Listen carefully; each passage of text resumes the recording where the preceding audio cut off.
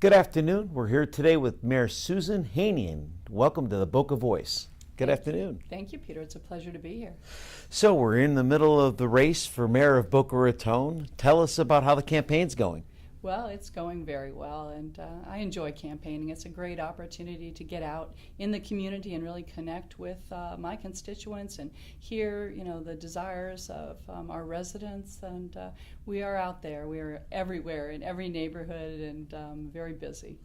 Well, there's a lot of issues going on the campaign trail, and I was at the open forum, and a lot of good debate was going back and forth, and it seemed to be some of the issues that came up in regards to both traffic, and let's talk a little bit about traffic and some of the things that came up. One specific thing that came up was the Spanish River off-ramp and enter and exit. Tell us a little bit about that and what your thoughts are. Well, that's a very significant transportation improvement for our city, probably the largest investment from the Florida Department of Transportation. That's a $70 million improvement. Wow. That took 15 years to get funded and under construction, and I'm very pleased to say that I was a big part of moving that forward. That's going to change the traffic dynamics within this community in a very positive manner. That should help Glades Road, especially with the FAU students, right? That was the whole intent, to take the 30,000 FAU students that come from I-95 and drop them into the northern entrance of the campus so that they are not clogging our city streets. Now, do you think, a lot of times people talk about north and southbound traffic on Federal Highway, and we talk a lot about traffic in regards to Boca Raton and that north and southbound traffic, and sometimes it's that pass-through traffic that impacts Federal Highway. From people that not necessarily live in Boca Raton but are passing through. Do you think that'll impact some of that as well, or what's your thought on that? Absolutely. Our I-95 section through Boca Raton was missing a lane, and as part of the interchange construction, we're adding those additional lanes. And a lot of the traffic, the north-south, is definitely, we're an employment center, and you can see the transportation dynamics. Everyone comes in the morning to go to work and goes out. You see that flow on Military Trail, I-95, Dixie, and Federal. So yes, indeed, it's because we're an employment center. We've retained and created over 8,400 jobs in the last 6 years. So it's the traffic of the individuals coming to work, and the interchange is really going to assist with that, and as well as the completion of the I-95 link. Mayor, I got to say that has been one big initiative of you during your run as mayor, that you have brought a lot of great organizations to Boca Raton, as well as keeping good organizations and good businesses here in Boca Raton. Have you been focusing more and more on bringing more large corporations to Boca Raton? Yes, well, of the 61 corporate headquarters that call Palm Beach County home, 31 of them are in one city, 31 of them are in Boca Raton. So we're very proud of that.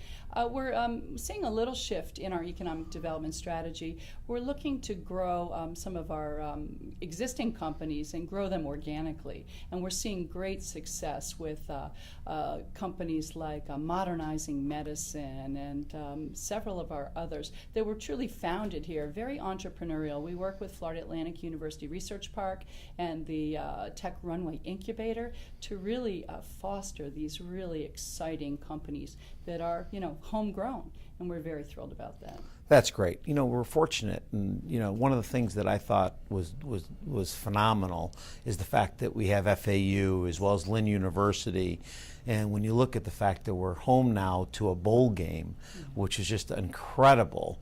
And I was fortunate enough to see you at the bowl game, and you're always so supportive of our community, which is great. But tell me some of the other events that you've been fortunate enough to participate in. Well, we just concluded our 11th Allianz Golf Tournament, and that's been a great economic development tool. We have all these CEOs up in Chicago and New York watching Boca Raton on the Golf Channel, and the weather was spectacular this year. It was a spectacular tournament, and it has an economic benefit of about $10 million really? To our community, and about 5 million views worldwide. So we're really excited about that. That and the bowl game, and also the Festival of the Arts that's coming up soon. Those are our 3 signature events within our community. So, well, let's talk about the 3,000-pound gorilla in the room, development. Okay. All right. What are your thoughts and what are your concerns in regards to all of the havoc and the the basic turmoil that's brought to bear on our community in regards to development. There's a lot of people that come to town that say that there's just rhetoric that's laid out on the development. What do you have to say about that? Well, there's a couple of facts that we need to be aware of. Downtown Boca Raton was blighted. When Town Center Mall was built, downtown Boca was very sad. And the council back then, about 25 years ago, as well as the voters, affirmed the plan that is being executed today in the downtown. Now, because of the real estate recession, we had 6 years where nothing was built. And then everything came out of the ground at once. And I think that was overwhelming to a lot of people. And also, the transportation improvements that we're planning to address the congestion, those are lagging a little further behind, because the roads that are congested, Federal Highway, Dixie Highway perhaps, these are not city streets. They're either county or state roads. So we have to work in conjunction with those different jurisdictions to get these improvements not only funded but constructed. You made a comment at the forum, actually, that you suggested, one of your suggestions was looking at some sort of a study as what was happening up in Delray. Mm-hmm. We're using Dixie and Federal Highway similarly the way that Delray uses it, and possibly doing one way back and forth using Federal and Dixie Highway. Mm-hmm. Is that something that we might be able to look at in the future? Yeah, actually we've talked about that for many years, but the time was never right. I think the time is right now. That way we can not only increase the capacity of throughput of traffic through our downtown, but we can also do what's called a complete streets project so that we can have wider sidewalks, shaded bike lanes. We can really get it by taking a lane out, because now we'll have extra capacity. That will assist the traffic flow east-west as well. So that's an exciting thing. Our consultants are drawing something up, and as soon as it's drawn up, I intend to go find the funding for it. I know there's a lot of federal grants. They're called Tiger grants for these big ticket transportation improvements. And again, I have the leadership skills, and I serve on enough of the transportation boards to go forward and find that funding. I look forward to that, and I also know that you work very closely with the governor, and I applaud you on working so closely with the state, because I think that does help our city considerably. Absolutely. Actually, this afternoon I'll be participating in an economic development roundtable with the governor here in Palm Beach County. That's talking phenomenal. About job creation and the state's participation with the cities. Let's talk about Tallahassee. Okay. Your opponent keeps on throwing daggers at you, for lack of a better word, over this Amendment 4 issue. Can you explain to the voters about this Amendment 4 and why you went up to Tallahassee to fight so diligently on their behalf? Because it's being portrayed that actually it was reverse of that it was, you weren't fighting for them, you were fighting on behalf of the developers in a backroom deal. Right. I was in Tallahassee for that time. We have a legislative agenda for the city. The council adopts it every year, and we go up and lobby our legislators for issues for our community. That particular item, Amendment 4, was called Hometown Democracy. It was overwhelmingly defeated by the voters in Boca Raton, and overwhelmingly defeated by 3 million Floridians as a bad initiative. We were just up there. There was some changes to it.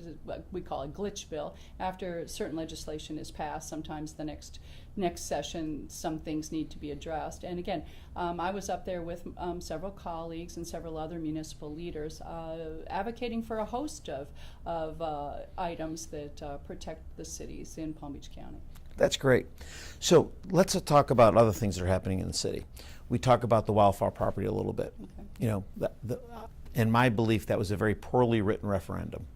Okay, but people think that had something to do with the city. In reality, that had nothing to do with the city. The city didn't write that referendum. Right. The people wrote the referendum. But yet, the city keeps on getting credit for writing it and/or what's happening currently right now. And now there's, if I'm correct, there's actually a piece of a lawsuit pending on it. Is that correct? Yeah, our charter provides for citizen initiative, and a group of citizens took advantage of that. It is allowable. They wrote the question. The city attorney reviewed it. She said it was not illegal in any way.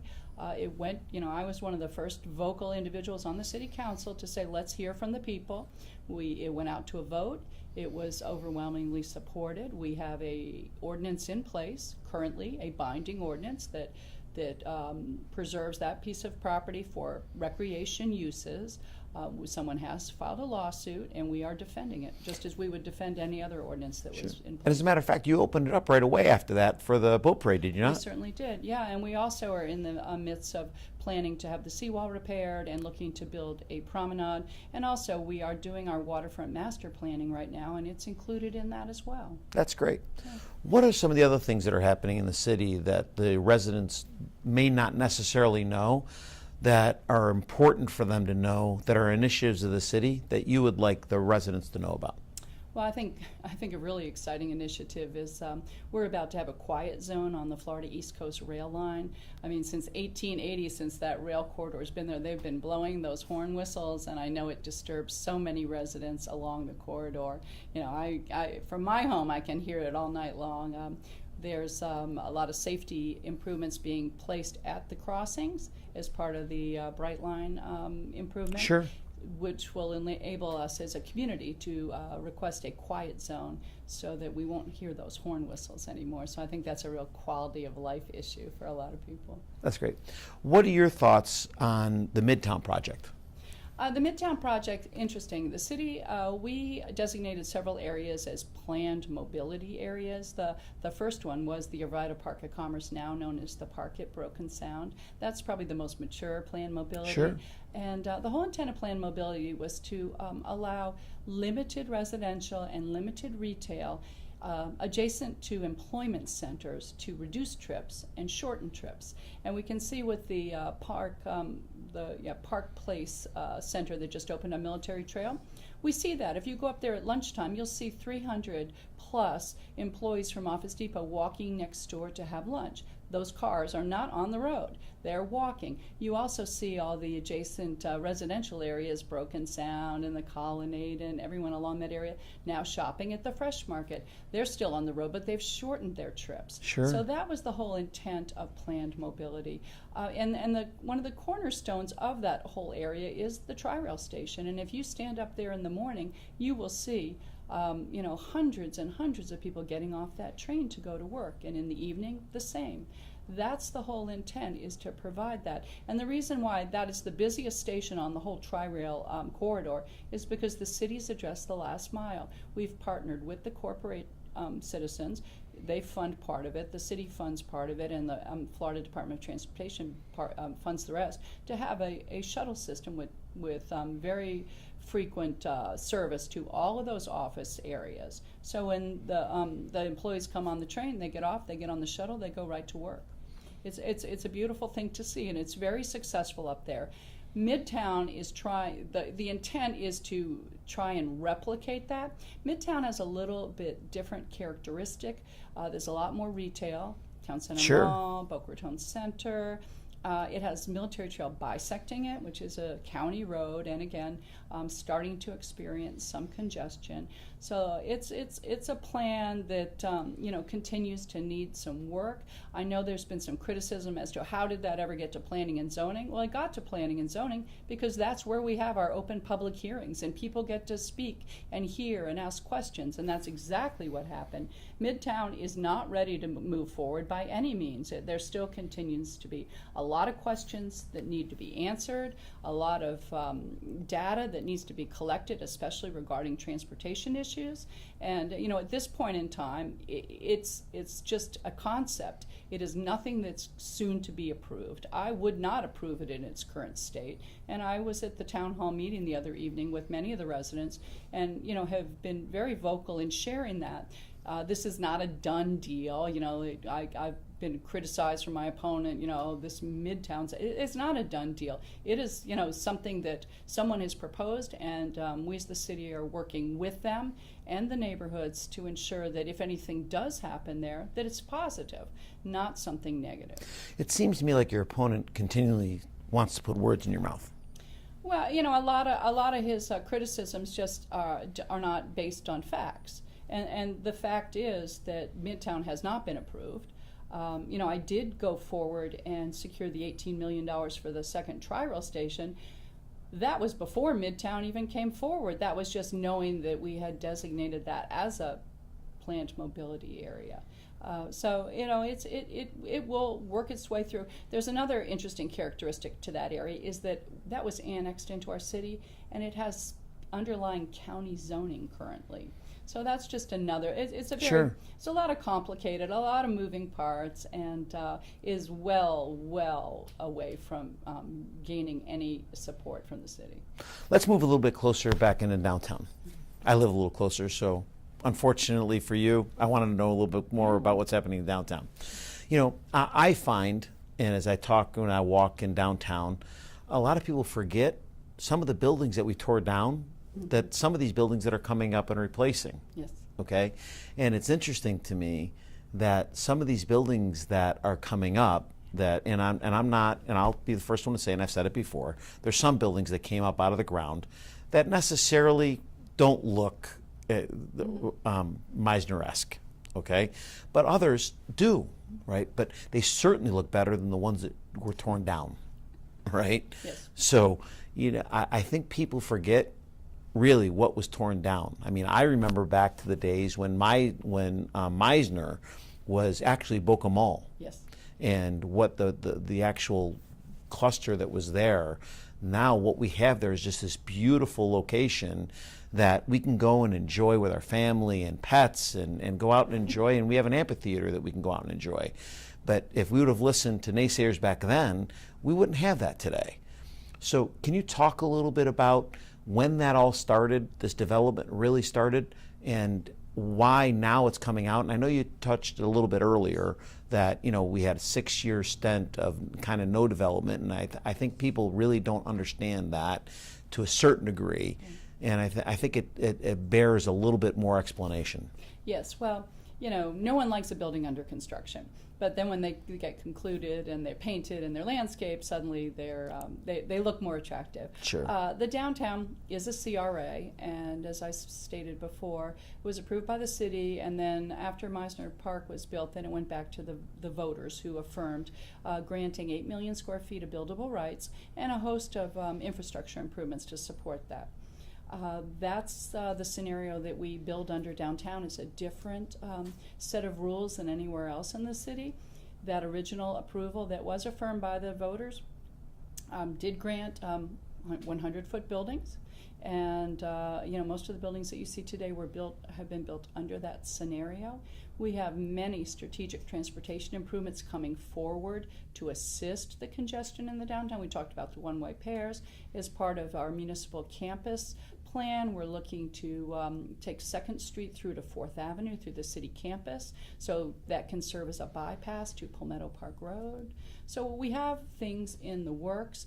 Of the 8 million square feet of buildable rights that were granted in the downtown, we're getting close to conclusion. There's probably only going to be 3 more significant projects. One of them is Royal Palm Plaza, which we're not sure. It's existing. Meisner 200, again, existing townhouses.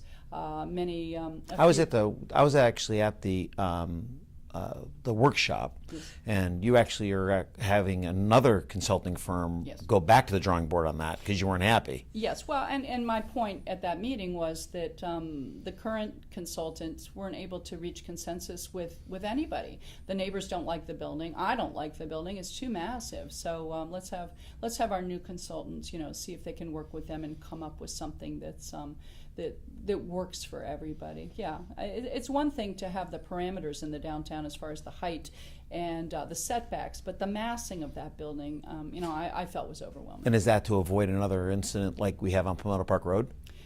Yeah, the Palmetto Promenade, also known as Archstone, that everyone criticizes. So part of the design for that building was driven by a previous lawsuit from the neighbors, which put a zoning line down the middle of that property, which made it very shallow and provided for much smaller structures to the rear, which is why there's townhouses in the rear on Boca Raton Road.